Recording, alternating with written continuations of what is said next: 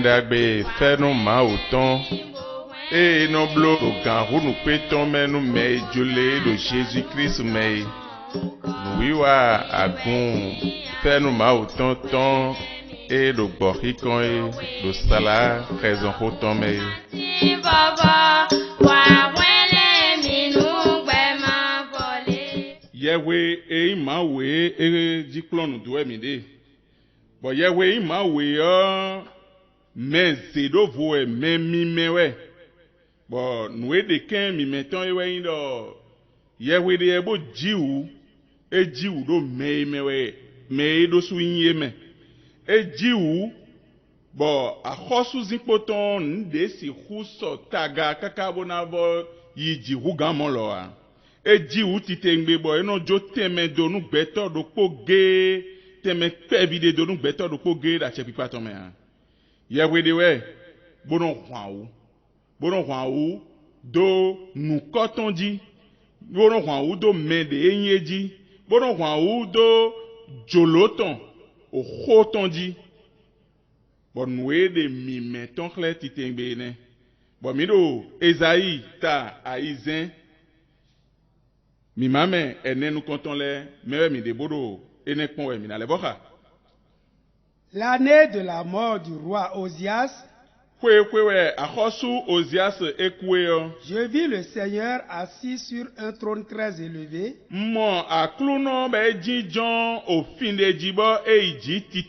et les pans de sa robe remplissaient le temple. Des séraphins se tenaient au-dessus de lui.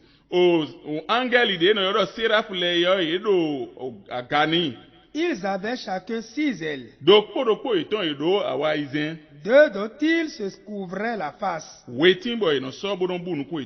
dont ils se couvraient les pieds. Et 2 dont ils se servaient pour voler. Ils criaient l'un à l'autre et disaient: Saint, Saint, Saint est l'Éternel des armées. Toute la terre est pleine de sa gloire. Les portes furent ébranlées dans leur fondement par la voix qui retentissait, et la maison se remplit de fumée.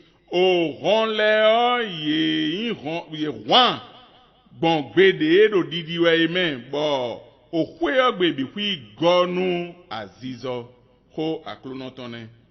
uyewe de ebo me bo mimo angeli le seraph le ba erodi oro wiwe we mawu ahwan paleton mawu ero ahwan palonton podo aikun gbanji ton po nu enukun mo podo nu enukun ma mo apo mawu eda ahwan pa nele bi kwiye o mi me do donu atonji yero imemero donaton ji do yewe ne o maude we bo de khle do gbeta tome to imemime do nu e to jolobo do wiwa bo jona wa e obi kwiyo imemime bo imezerovo bo jolo mau to ton ewa aika gbeto do poge tome a ni do mau to na ze gbeto de le do vo chobo gbelo na ndida bona tun ye bona yinwanu ye lo Jésus Christ me bona wa hunle me ne le gan o lili ene bio aika menu me debu pon to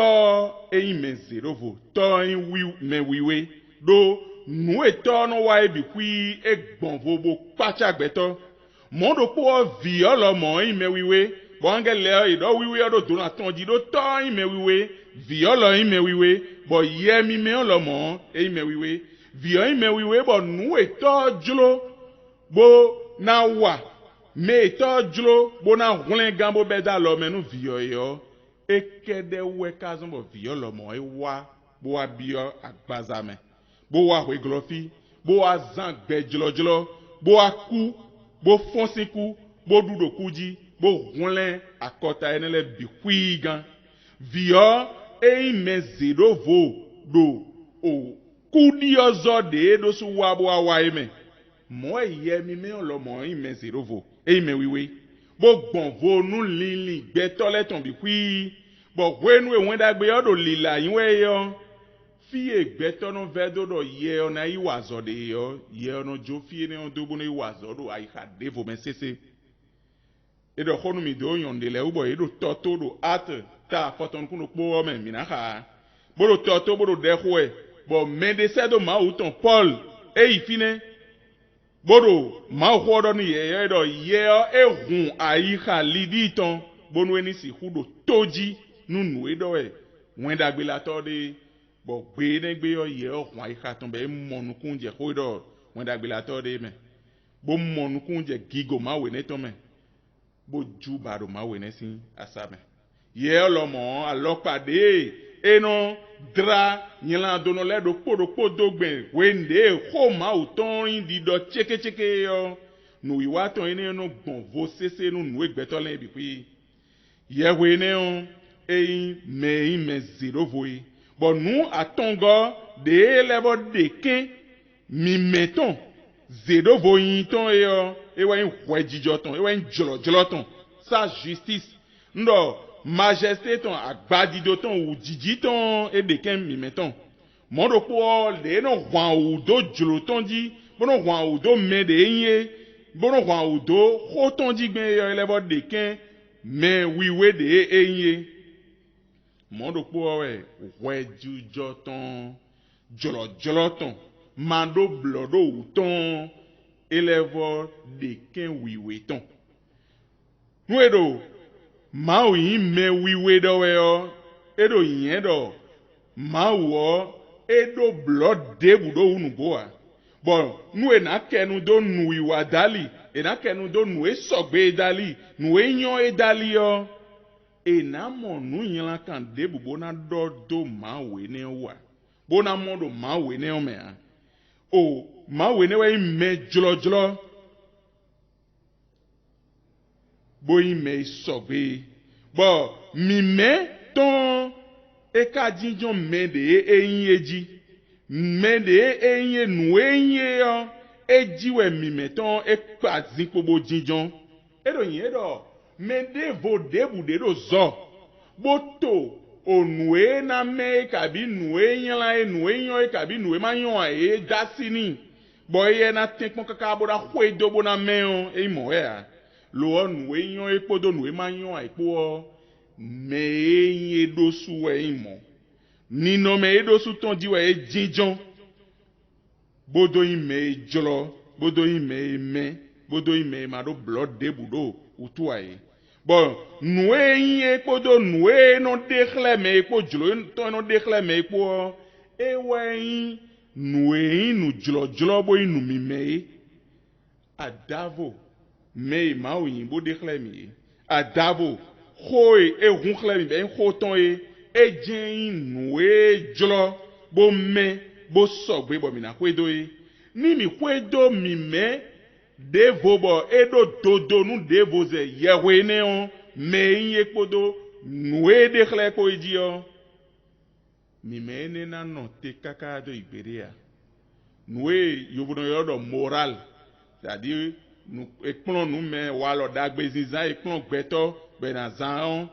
ena bo kplɔn gbɛtɔ bo nena zan walɔ dagbe kaka blɔ nɔkpo de wo dandandandan bɔn o moral debu o walɔ dagbe zizan da kɔta debu me o eɖo bibɛnu o eɖo yiwɛ kaka eɖo adze kɔsi do dzi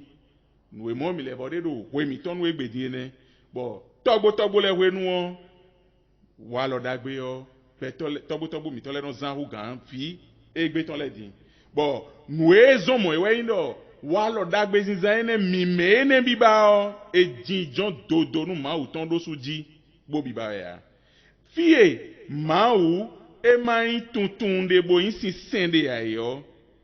o walɔ dagbe na kplɔn mɛ ede bo ɛ na wa si kɔ do jɛwɛ bo na wa dza yi jɛwɛ o dzolo mawu tɔn na seto na kɛ dɛ. Boyin wana bona tɛtsi ukɛ ɖe yɔ fie nue diɔ gbɛtɔ nue na ododonu tite ŋgbe gbɛtɔ bɛna do si ƒu zan gbɛ dzlɔdzlɔ do gbɛtɔ tɔn devo le si tɛnti ene mawu exoɖɔ mi de yɔ ewa mawu zedovo mawu mime ma do blɔ debu do wa ye fɔ nue mi kaka do ezayi me di eɖo di dɔ ɖɔ le okwewe akhosu ozias kuwe bo irena dodo onuenewe akhosu ozias bloko mboze zanle pe bojoro na yi savo nu mavo yo enekede ka okpeji bo mavo na si ho me kakakaka bona wa hu akhosu ne be na kupodo gudu tonpo a bo kwe akhosu ne kuwe yo Maou lebo do ede declare do mime ton mewe nu Esaïe bo di declare do kuku akhosu oton ekun zon bonu gigomiton ndebu ya pa gigomiton wo do to yi do nu kika me do le akin gba bi kwiwe gonu gigoton akin gba bi kwiwe gonu gigoton be ka di do yo kwe yo ku oziasuton e ka mondo akota atentin bo ku oziasuton lo mo lebo yin we pa gigonu mawe ne e zero bo somo bo mais c'est ton nimbo wa Jésus-Christ vido podon tongon yo e don se daga mondo po e me trito nimbo e da kwena yo kwedi daton lo mo no levo ze gigo mawe ne ton so daga bo mi na yi nu klen de sin mi me mawe ne ton me di nu mawu yewe ne ka me so mo bo gbonvo nu gbeto so mo bo gbonvo nu nu e dale so mo nunu konton mi na isi me we ndo le esi hutun mawe ne adavo emande de clemer mendo po si hutun mawe adavo emande de clemer bo tagba egbeto na je tame egbeto na gbabo na bana monukun je me mawe me adavo de clemer mawe ne oton yo boti ere jena sen idolatrie nu hunsi sen jena yin nu mawe ne me somo emande do suo clemer on esi hutun igbere ya eme somo bo angel ile oiro yedo awa izen bo wetin bo no bunu ku iton na yesi umo mi me mabo ene oton lobobo a bo ne gbeto ka si hutun ma ogbendin adavo nuwe ma udo to idosuji nuwe ma udo to vitonji nuwe ma ude clem do hoton me bo ali do po ge gbeto na gbon bo na tun ma we ne egbe yo gbeto le no do le mi mo ma o bo me gege no do kigo ine khoro mi mo mao lo mendo posi hu mo mao bogan angel yero nukun to me lo mo ewe so mo bo yesi hu mo ya bo no chian lo nukun ito me bo mao mede na tun mao nuwe do hode do bible e yin hoton e me yo e jije me na gbon botun nuwe go e mi na isi me we ndo nu mede na tun mao ohoton ene wa ya gbaza boyin Jésus-Christ e meje na gbon bo tun ma we ne ni ejo Jésus-Christ do ejo mende e ma o vio bo ya gbaza bo ma ho do bodo ma ho wa ya gbaza e ejo edo e sana tun ma o gbere ya Christ do pono ge wa ime e si hude ma we ne ye we ne khlemi bo mi tunye bo Christ o ka wa nugbo di Emmanuel dohun ewa bo ti mawu do poka mi bo nko ton yin mawu do poka mi mawe ne mesomo bo e ma si hu angel ma si hu pon lo ayo e ka wa ya gbazaro Jésus Christ me bo ano poka gbetole bo dudun khaye bo zunzoni khaye bo no teti e ton kaka anu ku mo pan bo be mawe ne zan Christ zan o nu plon meton le o akluzu di eye fonsi kuton nuwe wa e bi kwi we nuwe de me ma we klemi bo mi pon Christ sin gbezan me on mi yan mi na dodo yewe ne e me zero voyo yewe de we bo ka de wanyin khle ai yan lo e de wanyin khle gbeto yan lando no dede e da kin gbandi fie do wanyin ton wayin viton Jésus-Christ de wa ya gbaza bo jete si gigoton me kaka bo achi gbetodo hun na do si hu fli gbetogo na do si hu le kudi onu gbeto e do apako emi kado Esayi me do yi me on Esayi mo yewe ne yo eja ekwe agbonsu dobodo relunumi ndon do yin gbeto kwiji bo o nuti o ekwiji bo nkado akota de tenti bo elomo eyin gbeto kwiji Esayi esuko bodo helu numido mimo mawe ne omi na donjenwe ete occasion dimbo beto bi kui mana don beto rena mo mawe ne bo mana don beto rena mo gigo mawe ne to bo mana don do Jésus-Christ au vilo pour longtemps et agbaza bo aruzu beto bo ti mi do sudorun bo ai temi ton men bo nyalando emi wa e bi kui yo e ya gbanton bo be ya closeji bo sunsun nyalando togun tonton bi kui bo mende boué mon Christ yo et mon maou mende boué mon Christ yo mende boué wa Christ gon wa maou gon amon mende boué do vers nous Christ yo et ça c'est tout maou gbede ya mais ma wa Christ gon et ça c'est maou gon gbede ya yewe eyin me serovo bo imemi me yo yewe do pono do po ge e na de khle me bon khoton me bon de khle me bon fiton me tsobo esi kusene pivonu yewe do po ge e non de khle me bon yemi me ton dali tsobo no se kutun yene ndodo e mande yewe mon koto ma de khle me bon khoton me an esi tun ya mon do po e ma de khle me bon viton Jésus-Christ me esi le tun ya e kalevo ma de khle me bon yemi me ton dali ya esi tun gbere ya e do yen do e ren na ka khoton ganji e ren na zunzoni ka vi odi le me gege zunzoni ka vi odo akun ma di fie bo kan levo den mene e ma o zero voe adavo yemi me ton ze noe kan vi oe bo adekhle ayiha nyala do nonton ye we de bo meso mo bo ye mi meton ye ton zero vo e jensi kuso bo levo dekhle ayiha nyala do nonton tsobo esi ku mwen bo jubaro nkoton mendo po ge si hutu ma o bon ho longtemps dalia mendo po ge si hutu ma o bon 600 ton dalia mendo po ge si hutu ma o bon 9 ton dalia lo yeo e we non di ma o khle betole bo na si hutu bo na tu lo meme bo na tu lo Jésus-Christ fi lo longtemps me ni e ma tu ma o do Jésus-Christ fi lo longtemps me ahun e ka yin ye mi me we do ma o de khle me ya ye we do po ge ye mi me no de khle me e yo e we yin ye we ene no de khle me do Jésus-Christ me do vio meje no tun tore e so no tun tore fidevo adavo vio me mika tun ye we ne mika mon gigoton ene ka yin zize khle e ka ze ou khle mi khoton e ka yin di de khle mi mika mon kiken a rwanpe yon ma we neton do nukun me Jésus-Christ e viro konoton ya ni yemi meton e de ma o khle mi on e na de Christ viro konoton khle mi bo mene we mina classique na mene we mina drondo bona lita e do gloyeton bona di bona za do bi bo miton bi puis so do azode ye wai me nu polengan li do mitonton adavo ine on mina no te pon khome gble yewe ne e zero voiton kakai maropodo yewe ne on ni eta for Christ ji bo ma wa gonton bon Christ ne me han bo be fun bo za li kho medo suton wajijo medo suton kabi sinsin medo suton kabi dagbe wa medo suton e non da wenu mendi noe mi do ki khawe be jedo akhosu ozias die dorun mini wa Christ gon bonagan no ma oni khode do khoton je khami to man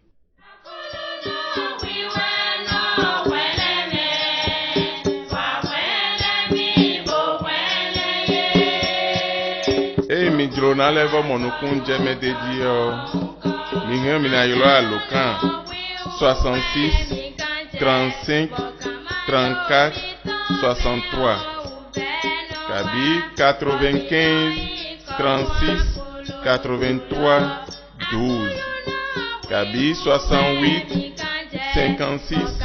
52 91